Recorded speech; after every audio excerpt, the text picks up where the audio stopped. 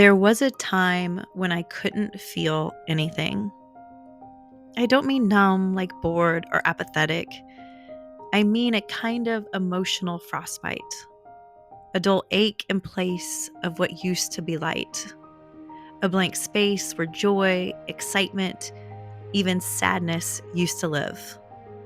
I went through the motions, smiled when I was supposed to, answered, "I'm good," when people asked how I was doing. But inside, I felt disconnected. I think this is the part of heartbreak no one talks about. Not the crying on the bathroom floor, not the dramatic playlist phase, not even the anger, but the stillness that comes after. When your heart, so bruised from trying, quietly decides not to feel anything at all for a while, there's a reason it went quiet. When my marriage ended so suddenly, so unexpectedly, I hate the cliche, but it tore the rug right out from under me. I was young, still standing at the beginning of what I thought was a long story, still plotting a life I hadn't even considered an ending. And when the beginning shattered, I scrambled to rebuild something that looked like love, to prove that I was still lovable, still wanted, still enough. So I opened my heart again and again. I mistook connection for safety. I mistook attention for care. I mistook survival for healing. Each time I opened my heart thinking, this time I was ready, I was met with dishonesty, betrayal, or arms too broken to hold me. Some of the men I loved lied. Some cheated. Some ran because they weren't ready. Some said all the sweet words you want to believe, even when the truth was something harder underneath. And for a while, I thought that was love. That love was something you had to earn by hurting, by staying, by changing. It took a long time to see that I was the common denominator, not because I deserved the pain, but because I was still choosing from the part of me that was hurting. The part that believed hurt was normal.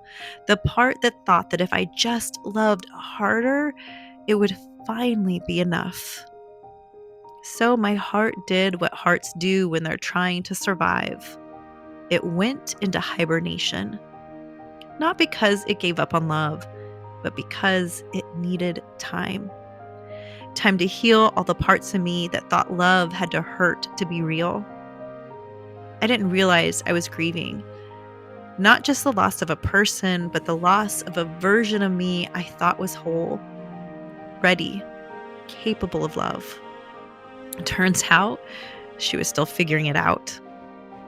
It was the year I couldn't write poetry, couldn't listen to certain songs, couldn't imagine wanting someone new.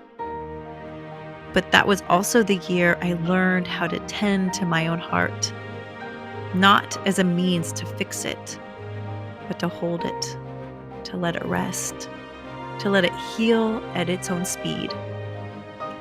Being a late bloomer in love means the lessons come slower but deeper. And when the thaw finally comes, it's not a tidal wave. It's the gentle return of feeling. A sunset that moves you, a song you hum again, a heartbeat you can hear without fear. If your heart has gone quiet, it doesn't mean it's broken. It means it's resting. It means it still believes in feeling, just not on demand.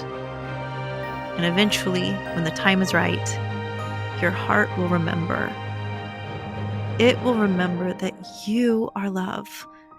And when you remember this quiet truth, you'll be able to let love in. Not all at once, but crack by crack. Tiny openings made wider by gentleness. Until one day you realize you're standing in a life that feels like breathing.